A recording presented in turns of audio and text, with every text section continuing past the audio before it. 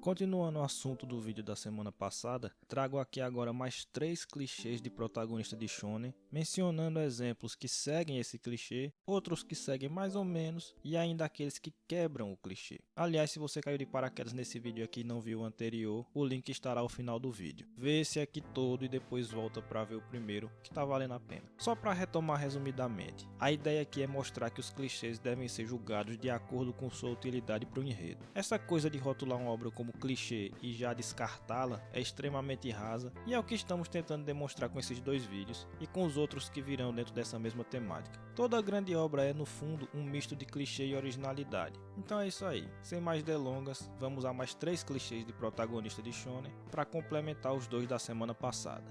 Clichê 3.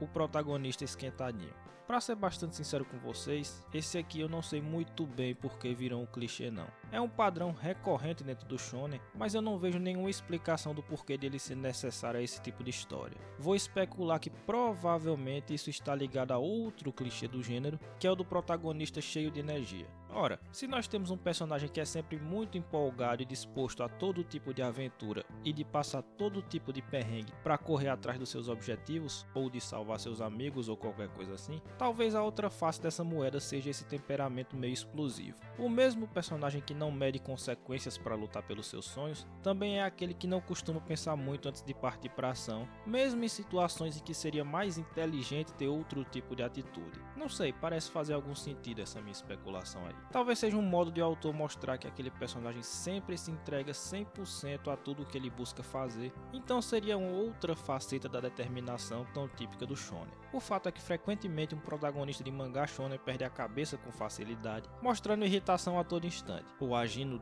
no impulso, sem pensar muito. Essa característica pode ou não ter impacto na narrativa. Às vezes só é usada para fins de alívio cômico, por exemplo. Em outros momentos o autor resolve trazer consequências sérias para o personagem por ter esse tipo de comportamento. Exemplos: Asta, vários Jojo, Naruto, Luffy, Seiya e Yusuke. Interessantemente, nem todos aí são personagens que estão encaixados no clichê do sonhador. Veja você que o Seiya e o Yusuke, por exemplo, são personagens bem reativos, ou seja, não são os desejos e necessidades que eles possuem que movem a trama. Como eu disse, no caso de Naruto, Luffy e Asta, talvez esse temperamento curto seja uma outra faceta da enorme determinação que possuem em buscar seus objetivos. Mas e o Seiya e o Yusuke? Quanto a esse último, certamente essa característica ajudou o Togashi a construir esse personagem como um bad boy, que é o que ele era no início da história. Um indivíduo que está sempre disposto a resolver qualquer dificuldade na base do soco. No fundo foi o tipo de vida que ele levou desde jovem, então acho que dá para entender o porquê dele ser assim, apesar de não ser nenhum grande sonhador, Meio termo.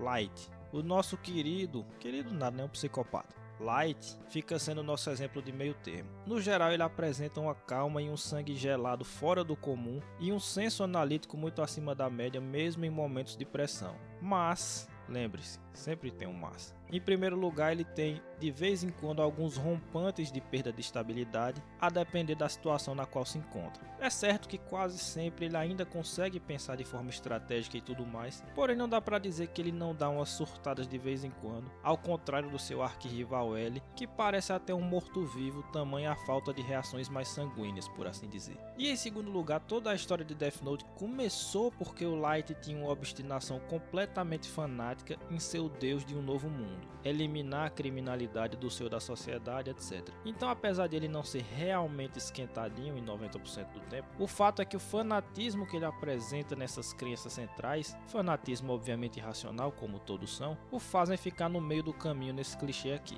Contra-exemplos: Kenshiro, Kenshin, Goku e L. O L nós já mencionamos no tópico anterior. Esse sim pode-se dizer que é calmo em 100% do tempo e sempre, ou quase, racional em seus atos. Quanto ao Goku, admito que pensei seriamente em colocá-lo no meio termo também, porque nós tivemos alguns momentos icônicos nos quais ele deu uma despirocada, principalmente depois das duas mortes do Kuririn, especialmente depois da primeira lá na saga do Piccolo Daimao. Ali o Goku meio que foi tomado por um certo sentimento de vingança, que é uma faceta que vimos muito pouco do personagem ao longo de Dragon Ball, mas vou colocá-lo como contra-exemplo porque realmente são casos muito isolados dentro do comportamento dele. Veja você que sendo um Saiyajin, ele deveria ser esquentado, é uma característica da raça. Veja também que ele ao longo da obra esteve sempre metido em situações de vida ou morte, e em quase nenhuma dessas vezes o Goku realmente perdeu a calma. Levando essas coisas em consideração, dá pra dizer que corre gelo nas veias dele sim. A mesma coisa o Kenshin. Pontualmente ele se enfureceu ao longo de Samurai X, mas isso foi sempre depois de ações deliberadas dos vilões para fazê-lo perder a calma. Só quando o inimigo fazia tudo o que era possível e imaginável para tirar sua estabilidade é que ele se irritava realmente. Fora disso, ele lutava no maior sangue frio possível. E do Kenshiro digo aqui o mesmo que disse sobre o clichê do sonhador no vídeo passado. Não só ele não é sangue quente, como o Hao, vilão da série, é que representa essa característica no máximo grau. Dá pra fazer até um vídeo sobre o Hao, pensando bem, mostrando como ele talvez seja a maior desconstrução já vista no shonen de certa forma. Ou não sei. Não esquece negócio de desconstrução, né? Clichê número 4. O herói imbecil. Outra característica marcante do shonen é a burrice do protagonista. Muito raramente se dá o caso de ele ser um indivíduo de inteligência acima da média. No fundo eu acho que é um pacote completo e até coerente se for parar para pensar bem. O protagonista é um grande sonhador que não mede esforços para conseguir o que quer e sendo assim irritadiço e apresentando a capacidade intelectual abaixo da média. Onde falta inteligência, sobra determinação. Onde muitos pensariam 2 ou 3 vezes antes de agir, nosso herói simplesmente se lança de cabeça e vai atrás do que quer. Se ele fosse realmente um intelectual, provavelmente não se meteria nas enrascadas em que se mete. Se não se metesse nessas enrascadas, não haveria aventura e consequentemente não haveria história. Mesmo nos casos nos quais o protagonista é inteligente, como no caso do Light, ele ainda tem que ter alguma crença central pouco racional para justificar que ele mova mundos e fundos atrás de algum objetivo. Os personagens que escapam desse clichê totalmente, geralmente são reativos. Eles ficam inertes até que algum vilão psicopata venha e coloque a paz do mundo em perigo. Então tudo no fundo depende do tipo de história que se quer contar. Exemplos: Asta, Gon, Luffy e Kamina. Nesse clichê aqui, o, entre aspas, desconstruído Gon caiu como uma luva. Não dá pra dizer que ele é um Einstein ou coisa do tipo. Mas dos exemplos mencionados, o mais interessante é o Kamina, porque o tema de Gurren Lagann é, de certa forma, essa determinação que extrapola qualquer limite. Repare que nós não trouxemos o clichê do protagonista determinado especificamente, nem nesse vídeo nem no passado. Mas se tivéssemos trazido, o Kamina seria o exemplo mais que perfeito. Mas é como eu disse, no fundo essas duas coisas estão quase sempre ligadas dentro do shonen. O protagonista é tão mais determinado quanto mais burro, ou vice-versa. Há notáveis exceções como o Light que nós já mencionamos. Porque as atitudes que esse tipo de personagem toma podem ser vistas como extremamente corajosas e espirituosas e como extremamente idiotas também, a depender do ângulo em que se olha. O Kamina tem muitas ao longo da obra, justamente porque esse é o arroz com feijão de Gurren Lagann. A série gravita em torno dessa determinação quase cega em torno de um objetivo e de se jogar com tudo atrás do que você quer. Então o Kamina não poderia estar em uma série mais adequada a ele. Meio termo: Goku, Naruto e Yusuke. Novamente o Goku fica no meio do caminho. Se vocês prestarem atenção, esses 3 personagens que eu listei aqui seguem um padrão. Eles são burros dentro de uma certa perspectiva. Se você considerar o conhecimento acadêmico ou científico, nenhum dos 3 está nem ao menos na média de um ser humano comum. No caso do Yusuke e do Naruto, frequentemente eles são chamados de burros na frente da cara deles mesmos, sem nenhum pudor. O Goku não chega a ser exatamente burro, é mais o fato de que ele é um caipirão, um indivíduo que passou 14 anos de sua vida sem contato praticamente nenhum com a humanidade, e assim ele não entende muito das coisas que são senso comum. De toda forma, os 3 são absolutamente geniais em outro aspecto, o dos combates. Não é só que eles são fortes ou coisa assim, não, eles entendem a lógica das lutas de maneira muito melhor que a maioria dos grandes guerreiros. São gênios entre os gênios. O Naruto até tem alguma dificuldade com algumas técnicas no início, mas depois que pega no tranco, filho, não tem quem segure. Então os 3 ficam no meio termo. Se fosse para fazer uma prova da escola, nenhum deles tiraria mais que 3. Agora, para lutar, não tem quem entenda mais que eles. Não é só uma questão de terem talento nato, é o fato de que eles compreendem, vamos dizer assim, as lutas mais do que a média. Você veja o Goku aprendendo Kamehameha só vendo uma vez, por exemplo. Ou o Yusuke, que já era um gênio das lutas antes de ter poder. Ou o Naruto, que sabia uma técnica muito complexa de clone, mesmo que ele tivesse dificuldade com algumas técnicas básicas. Enfim, esse tipo de coisa. Contra-exemplo: JoJo's.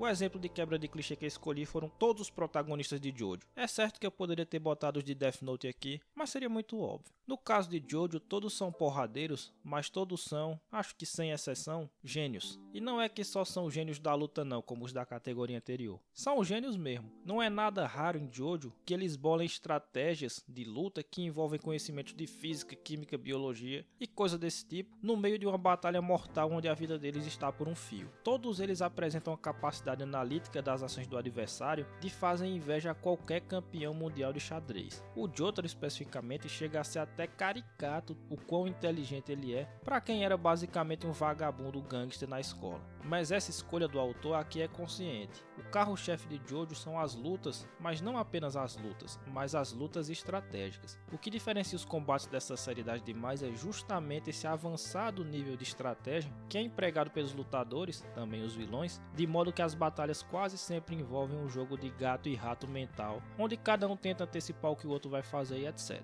Sem isso, Jojo não é Jojo. E isso só acontece se os protagonistas tiverem a inteligência necessária para esse tipo de luta. Então a quebra do clichê do protagonista burro serve ao propósito que o Araki quis empregar em sua obra. Não foi feita de forma gratuita.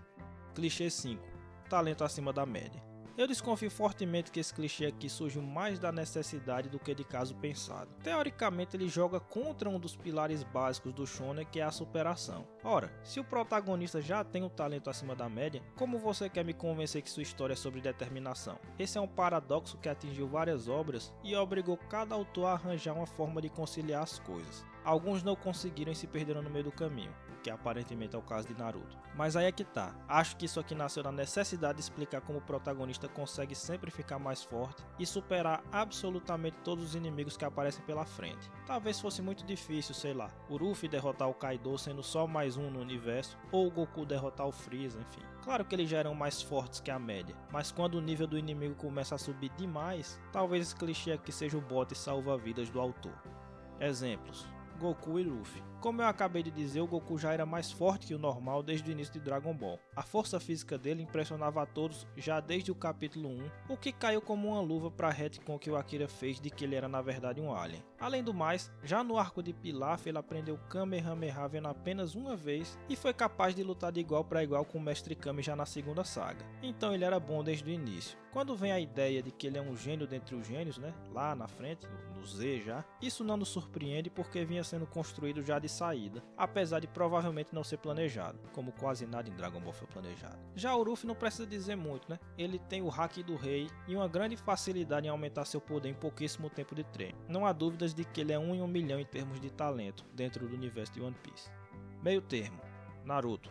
O Naruto é um meio termo, mas aqui pela primeira e única vez nesses dois vídeos, o motivo não é positivo. Eu não posso falar com total segurança porque meu conhecimento de Naruto é 100% baseado nos episódios do SBT, mas pelo que eu vejo o pessoal falando por aí, o Kishimoto meio que se perdeu no meio do caminho. Inicialmente era para Naruto ser uma história de superação quase pura. O máximo que tinha era o poder da raposa de 9 caudas dentro do protagonista, mas que muitas vezes era mais atraso do que ajuda na vida dele. De resto era um garoto desacreditado que chegaria ao topo da sociedade mediante seu esforço e coração. Só que em algum ponto no meio do caminho o autor começou a colocar um lance meio de destino, de ele ser a encarnação de não sei o que, enfim. Vocês sabem mais do que eu do que aconteceu em Naruto. Então era para ele ser um contra-exemplo do clichê, mas aparentemente o autor não soube administrar muito bem essa questão e aí ele ficou no meio do caminho.